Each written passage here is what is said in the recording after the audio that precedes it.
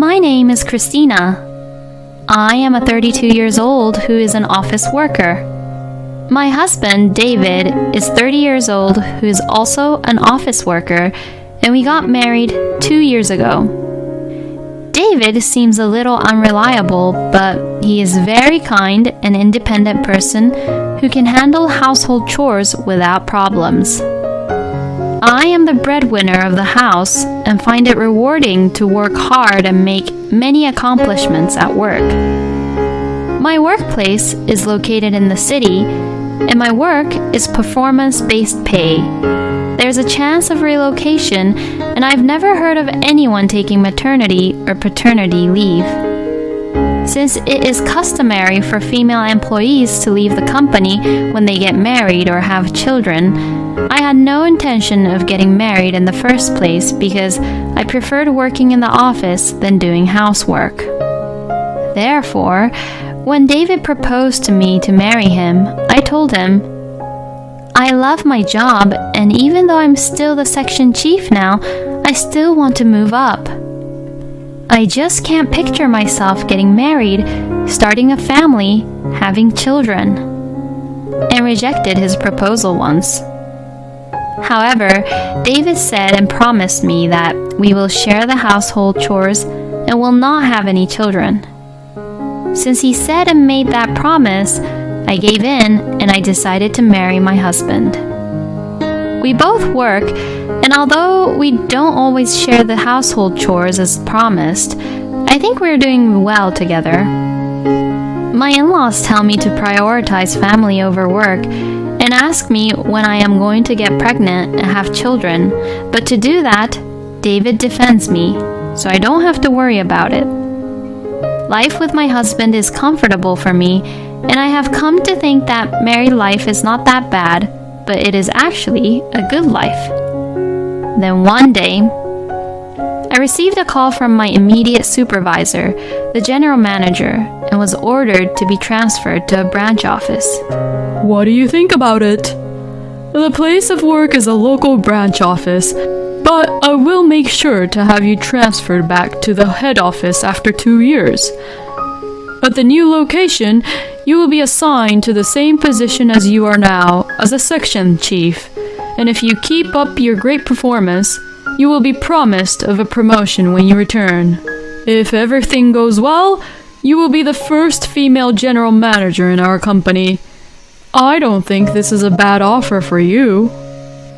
In fact, I am not over-exaggerating, but it's to be said that these kind of transfer decides my future at this company, whether I will move up and get promotions or not. All of the department heads and those who have been promoted for a higher position have experienced transfers, and if anyone refuses, they end up and stay as section chiefs, or can even be demoted or be relocated to a boring branch.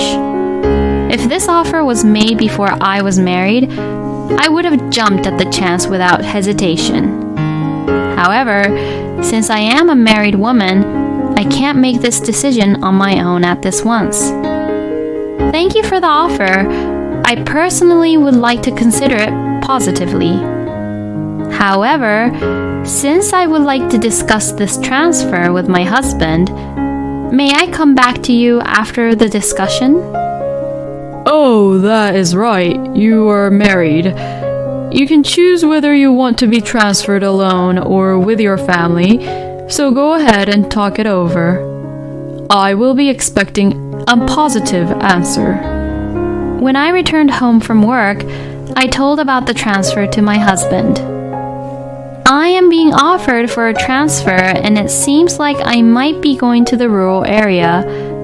My supervisor promised me that if I worked hard for the upcoming 2 years with good results, I could come back here and get a promotion. David, if you're okay with this, I was thinking of accepting this offer. If I accepted this offer, company is offering that I alone can go or we can go together as a family, but what do you want to do? My husband looked surprised, but after thinking about it for a moment, he answered, If you accept this offer, all all of your dreams will come true, right? I already have a job I enjoy here, so I can't go with you. But please go, and don't worry about me. With my husband's being fine with me going alone on my own, I told the company that if I was to be transferred, I would be going alone. And then I started negotiating the working conditions and other details for when I get transferred. As a result of the negotiations, the moving expenses related to the transfer will all be covered by the company. The company also will provide me with better working conditions, such as covering my fees to go back home to see David and the return back to work, which was a decisive factor in my decision to transfer to the branch office. Later, I received the formal letter of my transfer and I moved to the rural area. I was told that I could rent housing from the company at a discount, so I ended up living there. On the day of the move, my belongings had already been packed and moved by the movers, and my husband came to the airport to see me off. To David, I told him, "Thank you for seeing me off. I will call you often and come back as often as I can." I'll be waiting for you. Don't get too comfortable just because you will be living on your own. You too, David. It's almost time. Take care of yourself, Christina. Okay, I'll get going. Thus, I began my life as living on my own, alone working. I had planned to return home during the holidays or during off-work periods, but as soon as I started working at the new branch, I was facing unexpected work troubles. I can't work under a female employee. I can't trust and count on some random stranger. I faced a typical rural area problem. Since I was a stranger to this place, the employees couldn't trust me or count on me because they don't know me. Just because I was a stranger to this place, employees spread bad rumors about me, had my instructions ignored, and they did not help me out at all when I have asked for their support. Then, a subordinate of mine who intentionally omitted me from carrying out this project made a huge mistake. The subordinate in charge turned pale. Of course, this was my responsibility as his supervisor. I had to deal with this situation by apologizing to the customers and not only making up for the mistakes which were made, but also improve the relationship with my subordinates to gain their trust and to get to know me so they can trust and count on me more. My supervisor, who heard about this situation, could not see me like this anymore, so he called me. I understand what you're going through right now because I have already experienced the similar situation when I got transferred myself. I know you may think the situation is unfair and unreasonable, but in such times like these, the subordinates won't accept you if you force your righteousness onto them. It is very important to communicate with them and get to know them well. Also, make horizontal relationship of equals. With the advice of my supervisor, I began to actively spend more time with everyone in the branch office to make horizontal relationship of equals. I was not a member of any neighborhood associations, but when I learned that the company's housing was part of a neighborhood association, I joined that as well. In the meantime, I was not able to spend much time on my own, and I was unable to return to my home where my husband was waiting for me. I kept in touch with David frequently, but after a few months apart, it became difficult to reach him, even if I called him at night or sent him messages over WhatsApp. I'm having a difficult time at work. I'm working always until late at night. I was too tired, I fell asleep. Every time I tried to talk to him, he would say such things, and since I was busy myself, I never questioned David and just thought if that's the case, I can't do anything about it. I was trying to concentrate on my work too, so I devoted myself to my work more. Then one day, since my work calmed down and there was this long holiday coming up, I abruptly decided to return home to go see David. However, I couldn't reach David by phone or WhatsApp. Since I still have the key to the house, I returned to home without notice to surprise him. When I unlocked the door and entered our home for the first time in a while, I felt something was wrong. And then I heard, "Chuck, welcome home. You should have told me if you were coming home early." A woman I didn't know rushes to the front door where I was standing. The woman and I were stunned to see each other. It was the woman who opened her mouth first to break the silence. Excuse me, who are you?" Who are you? This is my house."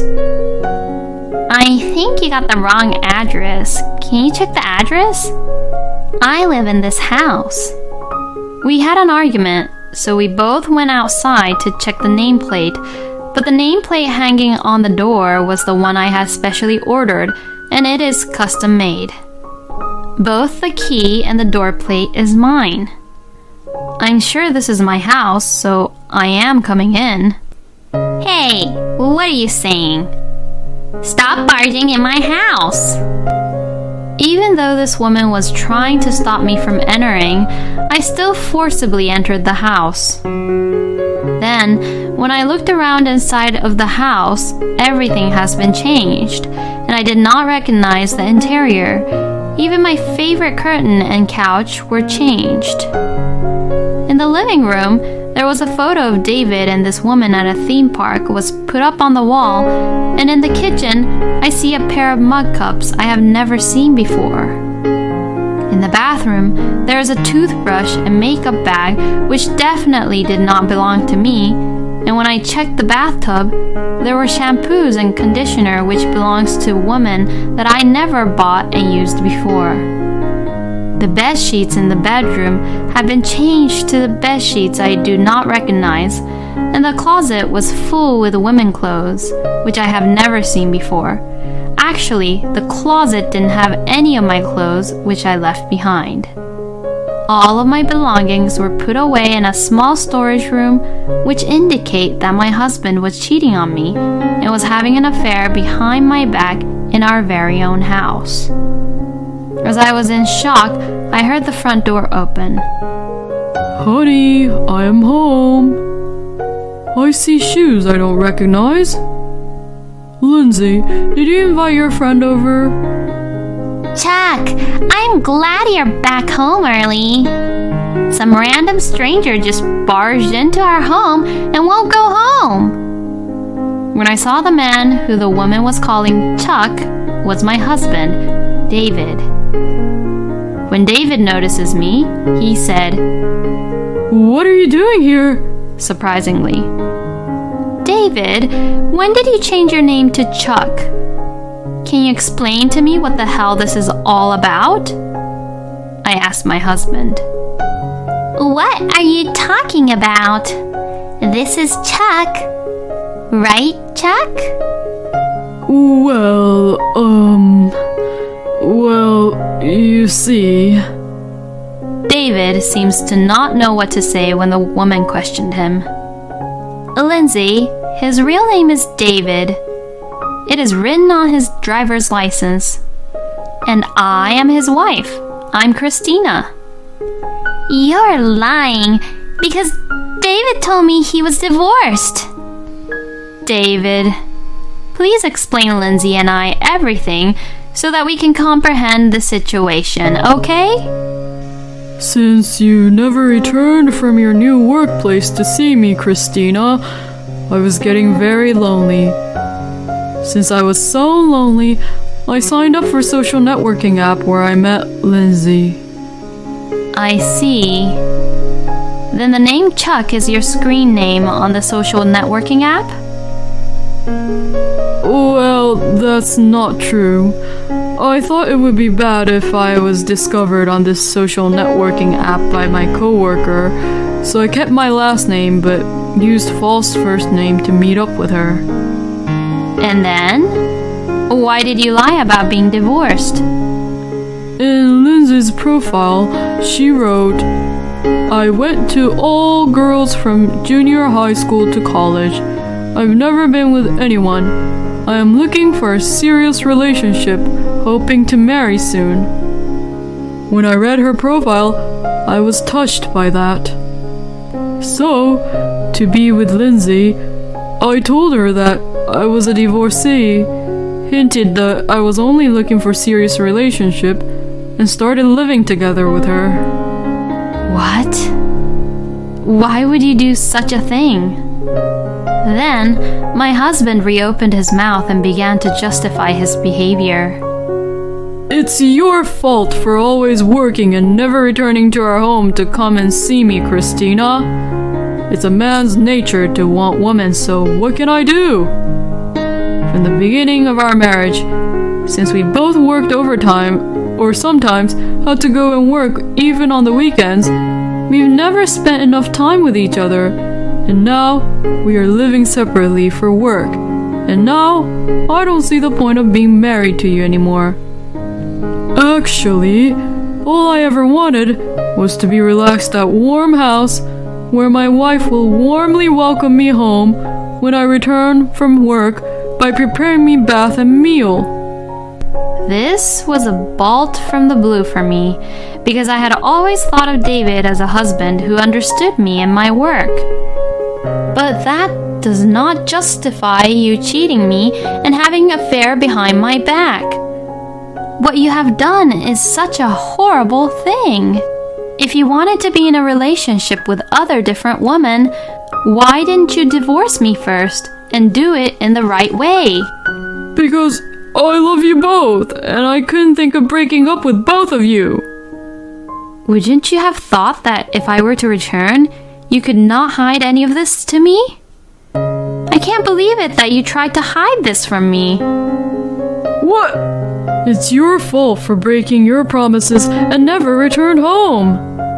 If you had just kept promise and returned home, I wouldn't even think about cheating on you in the first place. What are you saying? I already explained to you that I was having trouble and hard times at work, and there was nothing I could do about it. While David and I continued to argue, Lindsay just turned pale and stood there. Lindsay seemed to understand the situation, that she has been tricked by David, who is a married man who had no intention being in a serious relationship with her. It was all a lie, wasn't it? You made a such fool of me. I'm leaving this house. Lindsay, no, wait. David tried to stop Lindsay from packing up her belongings and leaving the house, but she shook him off. Don't you ever touch me again with those disgusting hands. I don't believe anything you say anymore. Lindsay cursed him and left. I was completely turned off by this and decided to punish my husband. I secured all the evidence I could and brought it back to my place where I was living on my own. The first thing I did when I returned was to hire a professional investigator to find out who my husband was having an affair with. The results of the investigation revealed that Lindsay was the daughter of the CEO of a company where David's workplace gets support from. I asked my lawyer to send a content-certified letter to David's house and Lindsay's parents' house. Upon receiving the content-certified letter, my husband protested that he did not want a divorce, so I prepared myself for a long battle in court. Lindsay has contacted my lawyer and we decided to meet at his office. Lindsay came to my lawyer's office with both of her parents and bowed to me. Lindsay said, Even though I didn't know, I am so sorry for what has happened and what you had to go through this with your husband. My daughter is earnest, but also too naive since she has only went to all-girls school and hasn't experienced much. We were trying to arrange an arranged marriage for our precious daughter with a partner we approved of, but she herself longed to find love on her own. She met your husband without our knowledge and thought she found love, so she was up in the air without trying to get to know him properly. When we asked Lindsay who he was, she told us that he was a divorced man she met on a social networking app. We have warned her not to get involved with such a man, but she didn't listen. My daughter, who was in the La La Land, didn't listen to us and just left our house as if she was eloping. Since Lindsay realized that she was the mistress, she was in shock and blames herself for it and now seeing a therapist. We will pay you the settlement of $500,000, so please do not tell anyone about this. We are very sorry for what has happened. Lindsay and her parents apologized sincerely. I accept your apology, but with one condition. I am preparing for a divorce, but my husband refuses to divorce me. With the condition of you cooperating with me when I go to the court for the divorce trial, please testify, then I will accept the settlement on that condition. Fine. I will cooperate. However, my daughter is young, so I don't want her to go to court and have any record about it. I'd like to cooperate with you in other ways to punish your husband. What do you think? Fortunately or unfortunately, David's workplace is our business partner. Thus, Lindsay and her parents and I teamed up to punish my husband. David's workplace would be accused for offending the business partner's executive, Lindsay's father, and all of this would be my husband's responsibility. In the meantime, my parents-in-laws, who were unaware of such situation, were calling my husband as usual. Christina won't even answer our call or even return our calls. She's too focused on her work. When is she coming back? When am I going to hear the news of having grandson or granddaughter? Mom, this is not the right timing. I actually had an affair with another woman while Christina was away for her work, and now Christina is trying to get a divorce from me. Well, it's Christina's fault for my son to cheat because she was too focused on her work and paid no attention or didn't care for my son. Actually, you should divorce Christina, and why don't you get back together with Lindsay? When David told his parents what happened, the in-laws thought that Lindsay's parents would have more money than I did. David's parents started taking sides with my husband, wanting him to get back with Lindsay, and they started attacking me. When David's parents called me many times and I refused to answer them, they started to call me at my work. When they couldn't get through to me over the phone at work, my in-laws stormed into my office where I was working and made a scene. Let go of my son. Divorce him already. It's your fault that my son cheated on you. If Lindsay and David get back together, David will be very happy, so don't interfere. Albert, Cindy, What are you talking about? I am the one who wants to get a divorce, but David is the one who is refusing it. Besides, Lindsay has no intention of getting back together with David anyways. After all, David tricked and betrayed Lindsay, who is the daughter of David's company's business partner's executive. Lindsay's father is pretty upset with the situation, and it seems that there will be no bright future for David at his company. As soon as the in-laws found out that David has offended his company's business partner's executive, they started sucking up to me. Oh, I didn't know what was really going on. I guess we misunderstood. I am sorry. My son was very stupid, but he learned his lesson. You will forgive him, right? I am not going to forgive him. How can you say such a thing? I have nothing more to say to you. Please leave. my in-laws lingered and didn't leave, so the security took them away, and because of their violent behavior, my company sued David's parents for obstruction of business. I then successfully received alimony from my husband, and we were divorced. Lindsay also requested for alimony from David and compensated for the fees of the therapist's treatment. David lost his position in the company because he had offended his business partner, and he could not quit his job because he had to pay a large amount of debt for the alimony.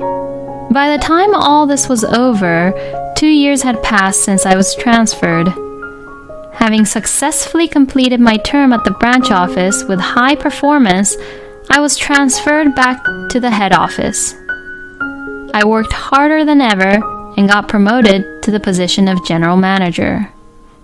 If I had not accepted the offer for the transfer, I might have been still be married to my ex-husband, enjoying a married life.